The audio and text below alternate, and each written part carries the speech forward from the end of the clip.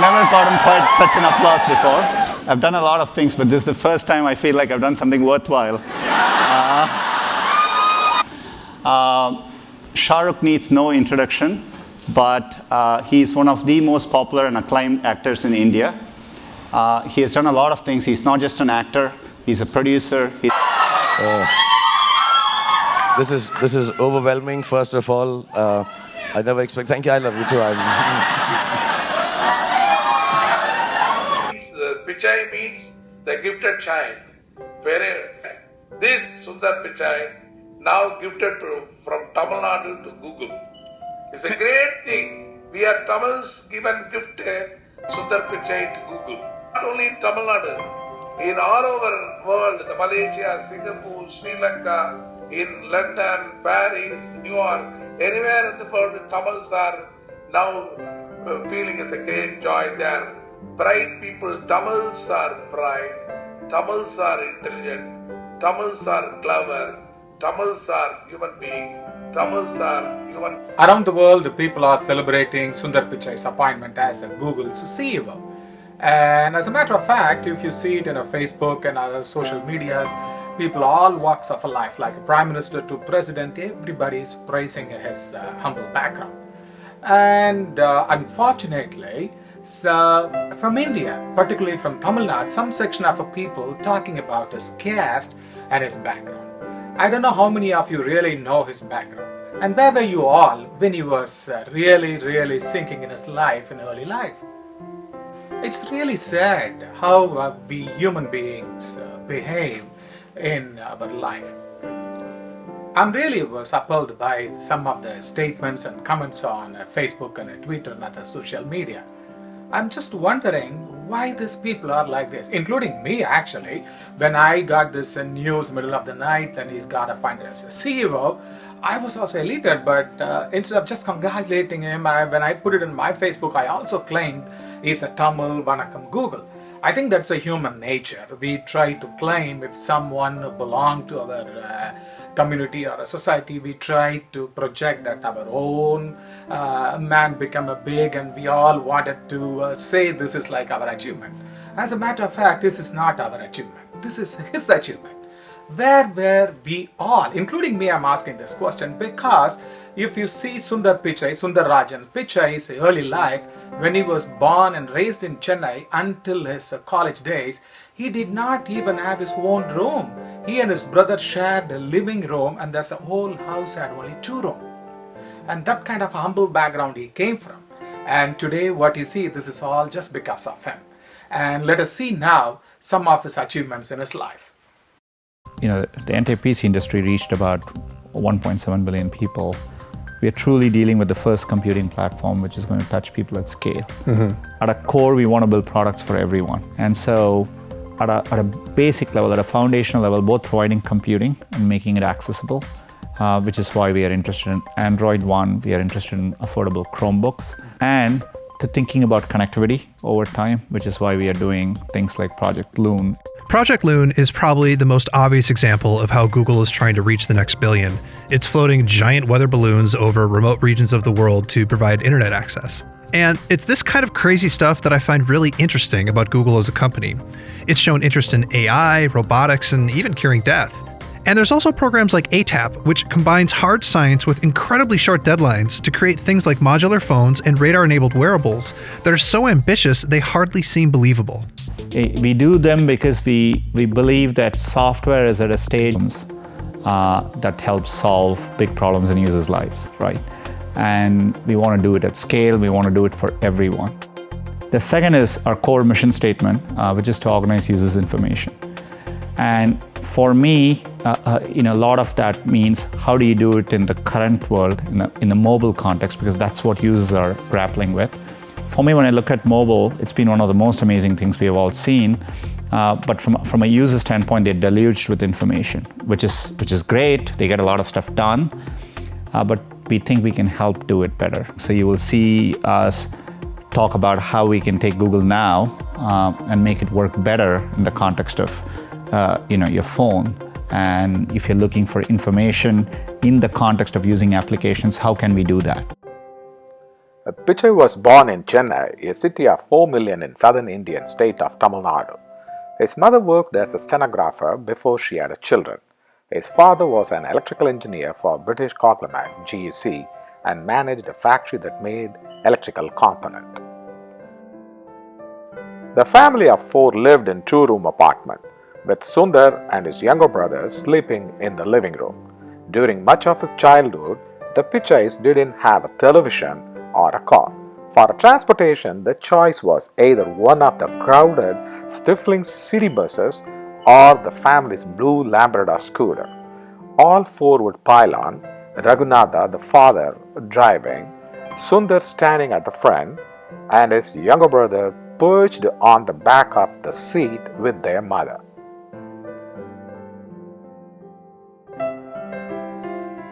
The Pichais got their first telephone, a rotary, when Sundar was 12 years old. The phone revealed to him the magical convenience of the technology as well as an unusual gift.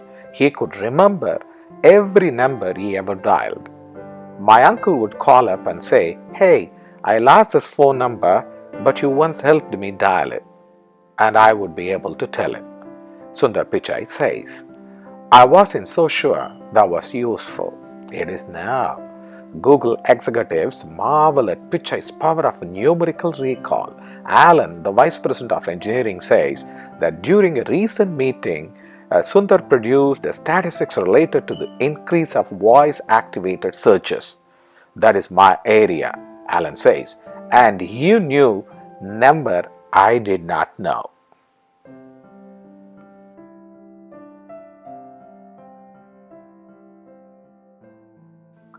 Pichai excelled at school and owned a coveted spot at the Indian Institute of Technology in Kharagpur, where he studied engineering. After graduating, he won an additional scholarship to Stanford University to study materialized science and semiconductor physics. Pichai's father tried to take out a loan to cover a cost of a plane ticket and other expenses. When it didn't come through in time, he withdrew $1,000 from the family saving, more than his annual salary.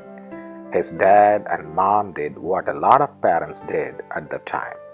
Mr. Sundar recalls, they sacrificed a lot of their life and used a lot of their disposable income to make sure their children were educated. Upon arriving at Stanford in 1993, he tried to buy a new backpack and was in an absolute state of shock to learn it cost $60. He later bought a used one on an online bulletin board. Sundar lived with the host family during his first year and spent much of his time miserably lamenting the absence of his girlfriend Anjali, who later joined him in the US and is now his wife. Sundar planned to get a PhD at Stanford and pursue an academic career, but he briefly panicked his parents by dropping out to work as an engineer and a product manager at Applied Materials, a Silicon Valley semiconductor maker. After getting an MBA from Wharton School of Business in 2002 and spending a stint as a consultant at McKinsey, Sundar arrived at the Googleplex on April 2004. That was actually April 1st. On the day his job interview, Google launched Gmail, the free email service. And Sundar says he thought it was one of the company's famous April Fool's pranks. If you listen to what Sundar is talking about, you can see how it applies to everything that Google is announcing here at I/O.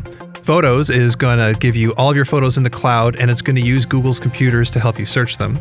Android M has this crazy new feature called Now on Tap that can search inside apps and give you suggestions for what you want to do. And even Cardboard is using Google servers to stitch together 360-degree 3D virtual reality video.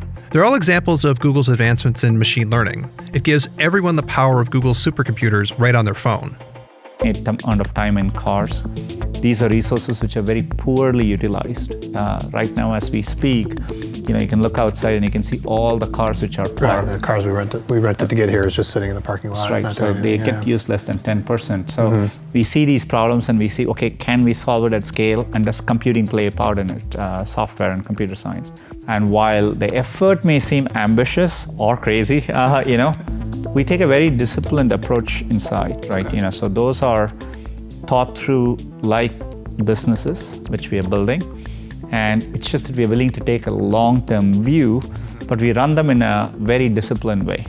Our research can be longer term, and we do that precisely in research. When we take research projects like Google ATAP or a core research, we never know whether some of them even makes viable business applications, but we want to push the technology at times because you don't know what's possible on the other side. Okay, I'll admit that it's totally a cliche to say that Google is trying to give everybody a supercomputer in their pocket. But that is really what they're trying to do.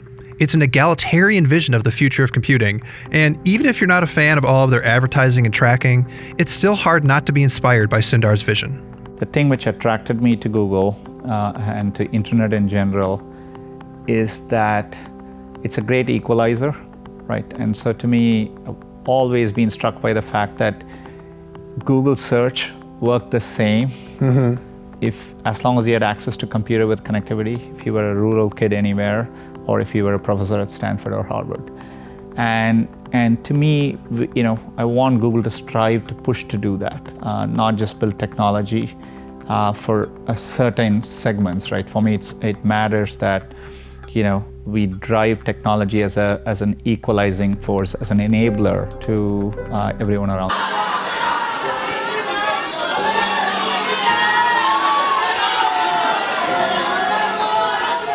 While this is a lot of fun, we are holding about 2,000 people from lunch. This is where Google has lunch today. So unfortunately, we have to end this. So I am the most unpopular guy right now at Google. But we thank all of them for coming. Thank you for everyone on the live stream. See you all later.